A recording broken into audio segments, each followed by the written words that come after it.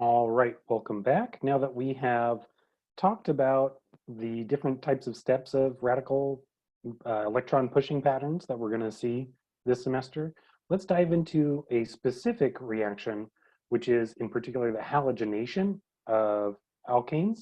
And very specifically, we're going to talk about the chlorination of methane, which is a radical process. And as you recall from the last video, we know that we have three stages for each of these radical processes. We've got the initiation, we've got the propagation steps, and then the termination.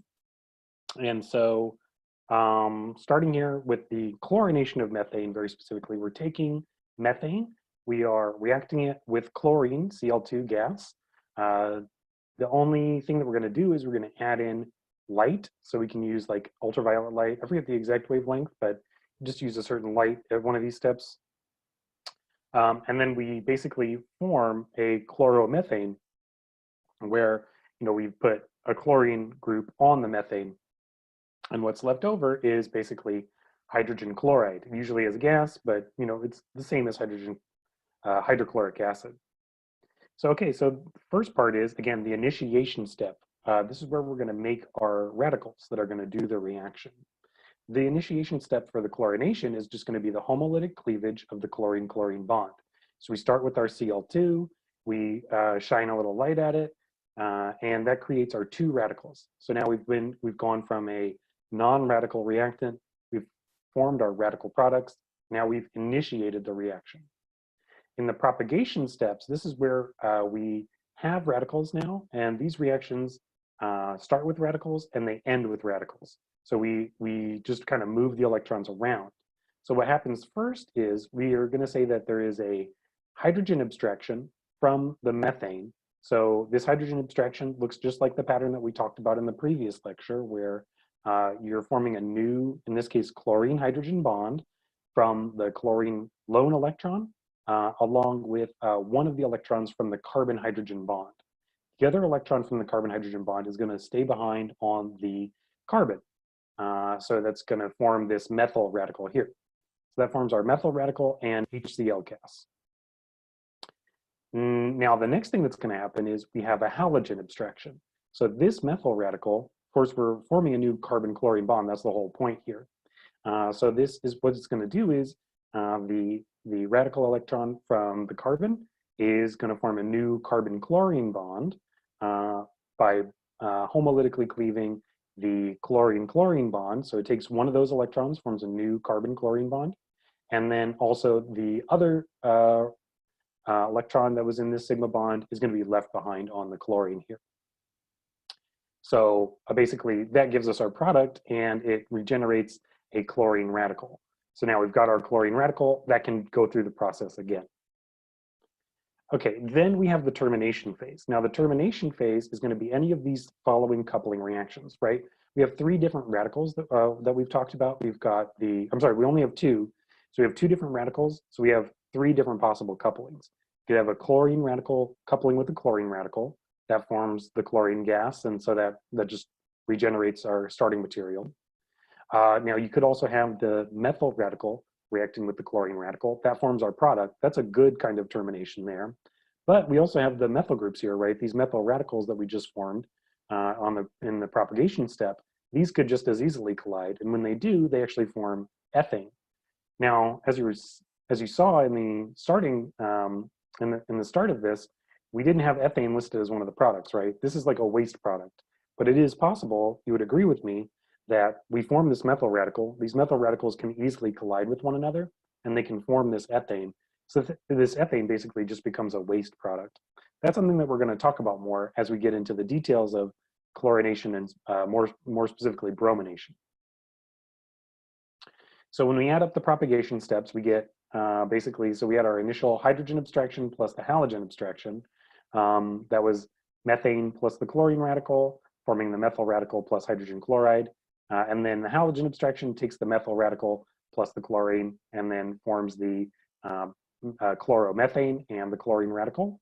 You added everything together, cancel the methyl radical out, cancel the chlorine radical out. That gives you your net reaction, which is the methane plus chlorine forming the chloromethane and the hydrogen chloride. So note that this is what we call a chain reaction. I hope you kind of saw that during the propagation.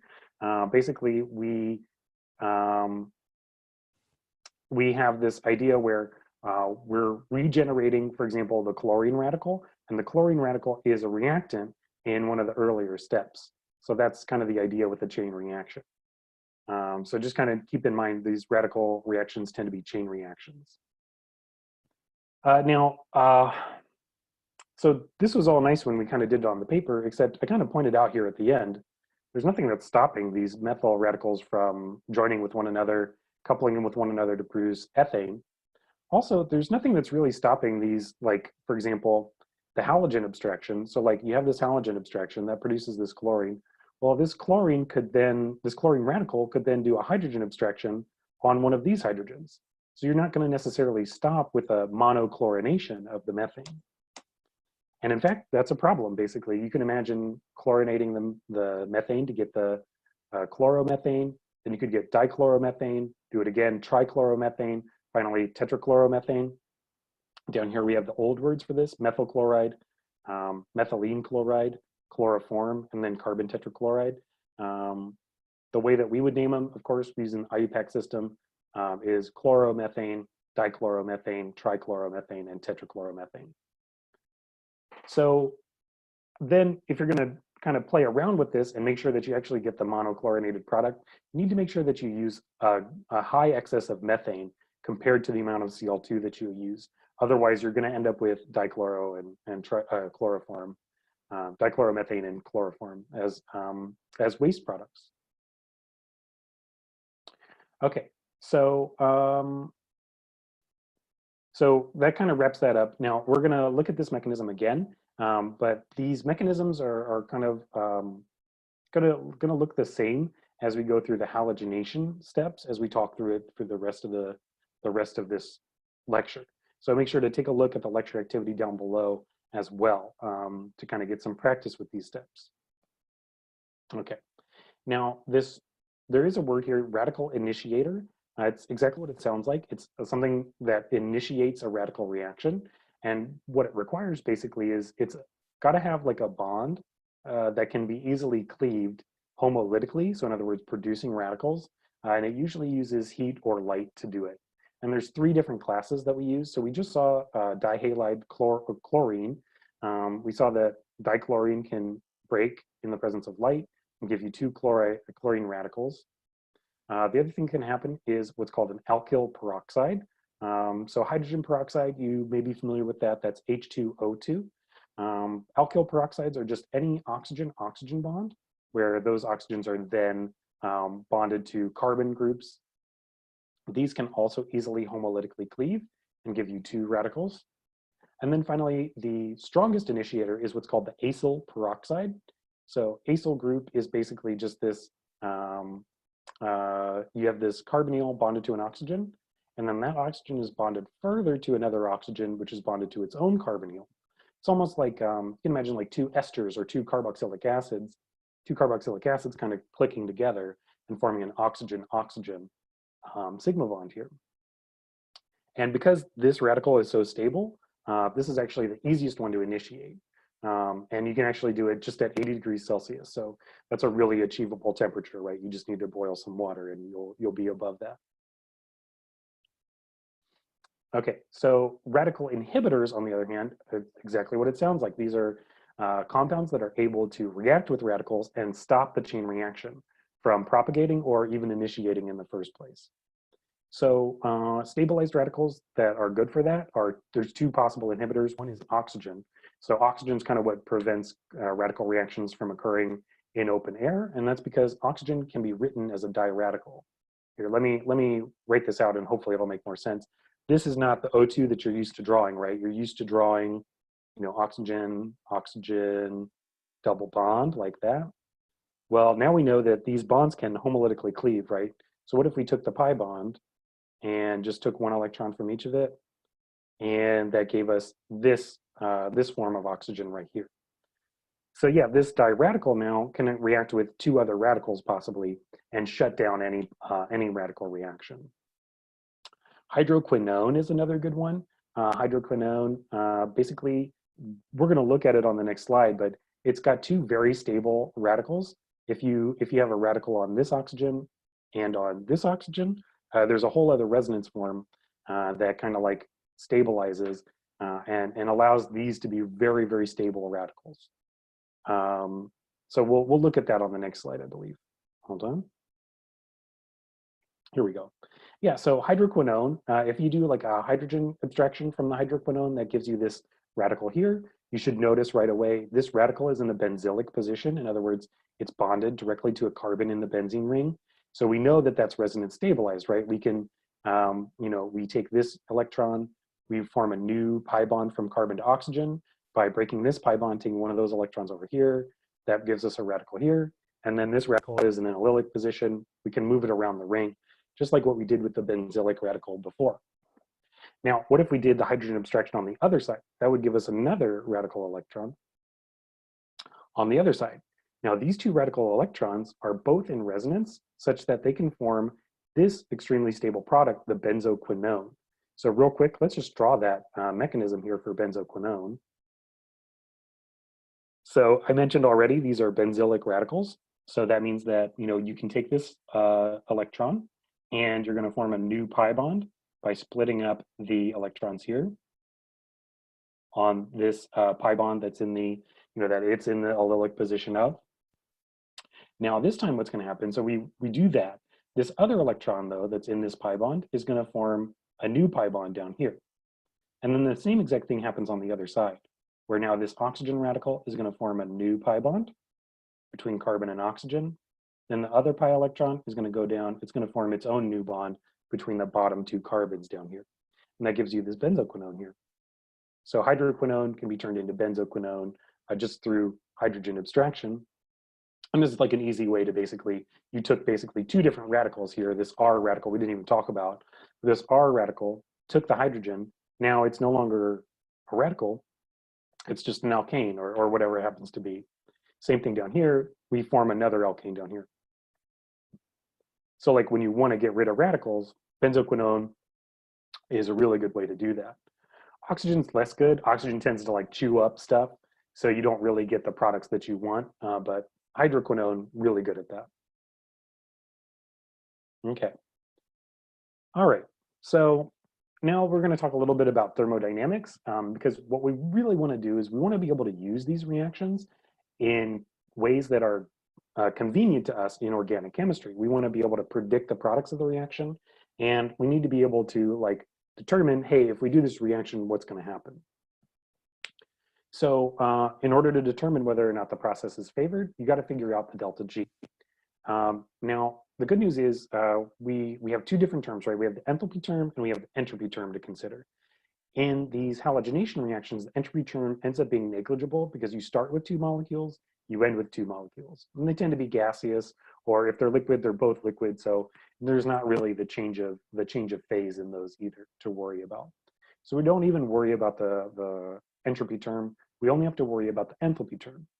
And we know that we can calculate the enthalpy term because we can calculate the enthalpy term by taking the, by comparing the bond association energy that's required to break the bonds that are broken and compare it to the amount of energy that you get for the bonds that were made.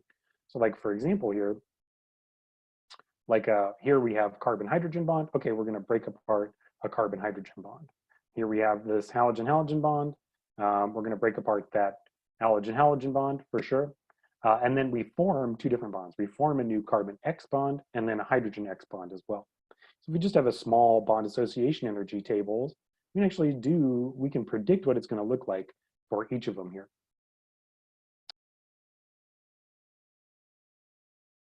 So to predict the enthalpy of the reaction, we can just use bond associations energies. And we know that we are going to take the sum of the bond association energies for the bonds that were broken and subtract from it the bonds that formed. Like, so for example, this is going to be the same throughout each halogenation. We're going to talk briefly about fluorine and iodine, and then we'll talk mostly about chlorine and bromine here. So again, it's bonds broken minus bonds formed. So the bonds that are broken are always going to be these carbon-hydrogen and halogen-halogen bonds. And then the bonds formed are always the carbon-halogen and the hydrogen-halogen bonds here. So like, for example, for fluorine, for example, we're going to take the carbon-hydrogen bond, that's 435, plus the halogen-halogen bond, that's 159. We take that, add those two together, and then subtract from it the energy that we gain from the bonds formed, which is the carbon-halogen and the hydrogen fluorine, in this case, bonds. That's 456 and 569. So when we do that, we actually end up with a hugely exothermic reaction, negative 431 kilojoules per mole. And with chlorination, it's still exothermic overall, but it's less exothermic. That's negative 104 kilojoules per mole when we do that. With bromine, it's negative 33 kilojoules per mole. And then finally with iodine, that ends up actually being endothermic. It's plus 55 kilojoules per mole. So because fluorination is so exothermic, it actually happens too fast. It's too violent. You can't really stop with the monofluorinated product because you stick the fluorine in with the methane and it goes right away. You get just a total mess. It's not really a useful scenario unless, of course, you want to fluorinate everything. And that can be important. Like, for example, like Teflon is like something that's a hydrocarbon reactant plus fluorine, and it just fluorinates the whole thing. And that gives you that Teflon property. But so we're not going to be using it though in our practical reactions. Iodination, on the other hand, is endothermic, and so it's not really going to be thermodynamically favorable. So it's just not going to occur. So really we're going to focus on chlorine and bromine here in this class. So like looking at the different steps here. So remember, the first step is going to be the hydrogen abstraction. So we have both, we have the initiation step, right? That's where we take our chlorine and our bromine and we can split them apart with the homolytic bond cleavage. We're not going to take that into account. We're only going to look at the propagation steps. The first one is the hydrogen abstraction. For chlorine, it's actually exothermic at minus 21 kilojoules per mole. For bromine, it's endothermic, it's plus 42 kilojoules per mole. Now remember, the next one is the halogen abstraction. Halogen abstraction costs about the same. It's like negative 96 for kilojoules per mole for chlorine and negative 92 kilojoules per mole for bromine. So the net reaction ends up being more exothermic for chlorine and a little less exothermic for bromination. And also, real key point here is that the first step for bromination is endothermic, and that's gonna slow things down a lot. So basically, because the first step is a lot easier for chlorination, the activation energy for chlorination is a lot lower. In other words, it's going to go a lot faster. Bromination, on the other hand, is a lot slower, but because it's more slow, that means it's actually going to be more selective. We mentioned before that there's this issue when we chlorinate alkanes where the chlorine can just go to any position. And that's a problem. But with bromination, that's less likely to occur. The bromination is going to favor certain positions over others. Let's take a look at that. So, okay, so rather than methane, and ethane is, well, just has two carbons in the same position. When we have propane, for example, it's possible that if we monohalogenate, so monochlorinate or monobrominate, we might get different results, right? We have two different positions of hydrogen atoms that could be abstracted here. We have two hydrogen atoms that are on the secondary carbon, and we have 6 hydrogen atoms that are on the primary carbons over here. So for propane, we get two possible halogenation products. When we use chlorine in this example, we end up with both products. And basically this chlorine, it's such an exothermic reaction that sometimes we get the 2-chloropropane and sometimes we get the 1-chloropropane. And so there's no real selectivity here with the chlorination.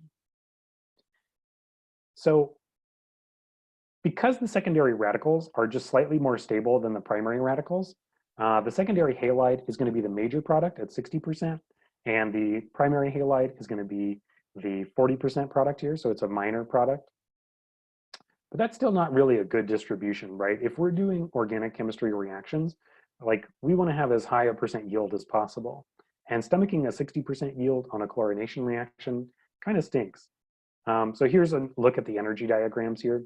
because the activation energies are so similar between the hydrogen abstraction from a secondary radical versus a primary radical, even though the secondary radical is faster, the primary radical is fast enough that you do get this one chloropropane product. So that's something to keep in mind. Now, with bromine, on the other hand, when we brominate the same propane, we actually get a 97% selectivity for the secondary carbon. So this is what we call regioselectivity. This bromine is regioselective for the secondary carbon compared to the primary carbons here. And yeah, just 3% of that. So that's a really high percent yield. That's something that you can be kind of happy about when you're doing your organic chemistry. Now, in order to explain why that is, we need to actually figure out, by taking a closer look at the energy diagrams for both the chlorination of propane and the bromination of propane, and looking at the Hammond postulate.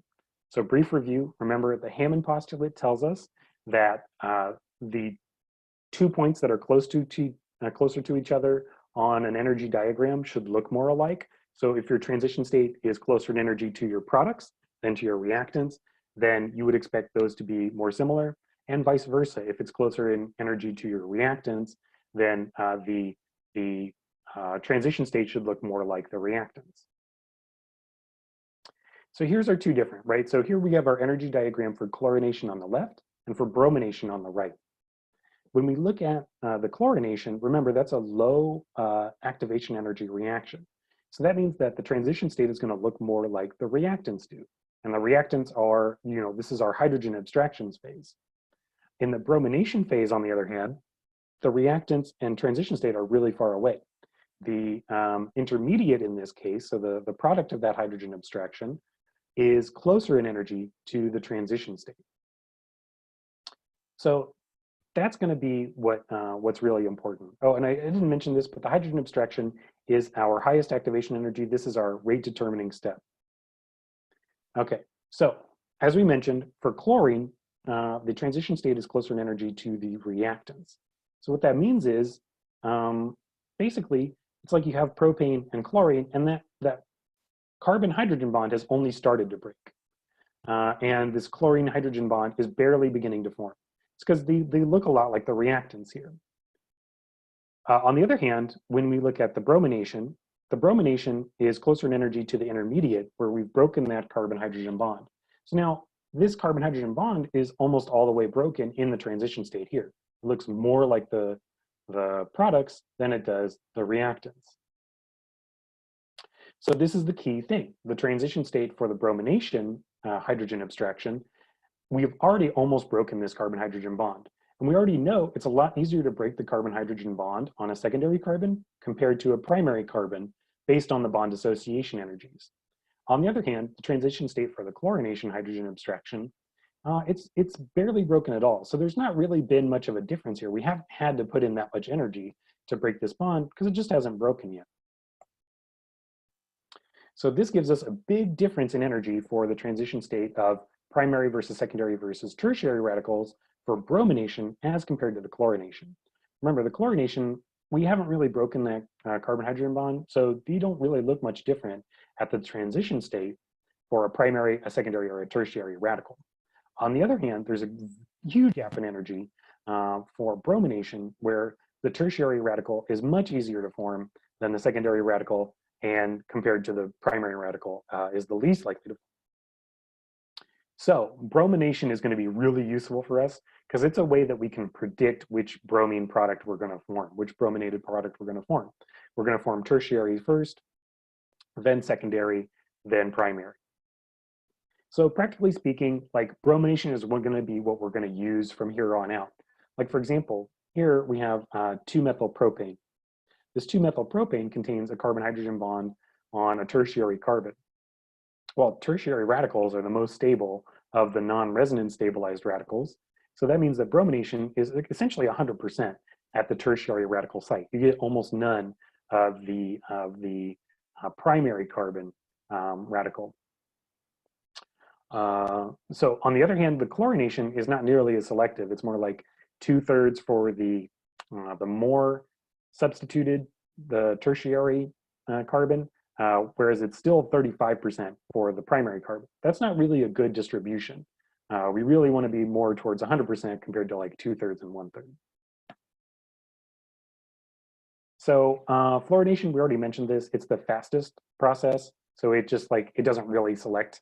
For each primary, it's gonna fluorinate 1.2 of the secondary and 1.4 of the tertiary. That's why we don't really use it. Chlorine's intermediate, so it can be useful in certain scenarios where, for example, like maybe it doesn't matter which position you chlorinate, so you can just use chlorine. But bromination is really much more selective. You're going to get the tertiary selective above the secondary and above the primary. So it's much more useful that we're going to be using bromination in this semester and next semester. Okay, so I know that was a lot. We've got some practice in the lecture activity below. Make sure you follow that. We're going to talk just briefly about some of the stereochemistry that comes up with it. Fortunately, it's not too complicated, but yeah, it is something to consider, that we need to consider. So this may be a good time to pause the video, but I kind of stuck these sections together here.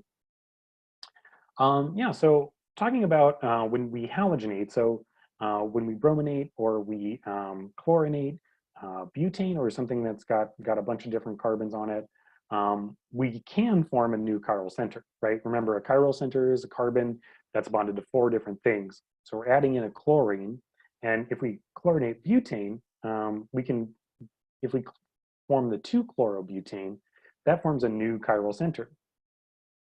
Of course, the 1-chlorobutane is not chiral, right? This carbon is bonded to 2 different hydrogens, so there's no chiral center here. Now the chiral center here, it forms a racemic mixture. There's no stereoselectivity, as we would say, in this reaction. It doesn't select for the S or the R more. It's going to form a 50-50 mixture. It's just pure chance. There's no reason why it would form one over the other. Remember that whether we form an sp2 radical, so remember, if we have an allylic radical or a benzylic radical, that radical is going to be in a p orbital. Or if we have it in an sp3 orbital, our reaction can occur from either side. So there's not going to be a selectivity from above or from below here when we form our new product. So we're not going to end up with like an abundance of one or the other, S or R, stereoisomers. So just keep that in mind, that you get a racemic mixture. If we're like kind of drawing it out in like a normal way like we would, we don't just form 2-chloropropane, we form S2-chloropropane and R2-chloropropane in equal amounts. So it becomes a racemic mixture of those two. Okay, now again, if you took S3-methylhexane, you have a chiral center, which is, so we're starting with a chiral center here. So S3-methylhexane, we're gonna brominate it. Now, you might think that, oh, we're starting with an optically pure sample of the S3-methylhexane, so we probably get an optically pure product. That's not the case. Remember, the intermediate that we go through here makes this a radical. So we're going to have a radical here, and as we saw on the previous slide, those radicals can invert position. So we took something that was pure in the S configuration, and we just got rid of all of that by brominating it here. And so this chiral center will be a racemic mixture as well. It'll be a 50-50 mixture of R and S. So keep that in mind. Okay, all right, so that was some good review of halogenation. Again, throughout the rest of the semester, we're going to focus on bromination most of the time, because bromination is the most selective, and therefore it's going to be the most useful, because we're going to be able to predict what products we make. So that does it for that, and we've got just one lecture video left in this chapter, just a couple more sections to clean up, and then we'll be done.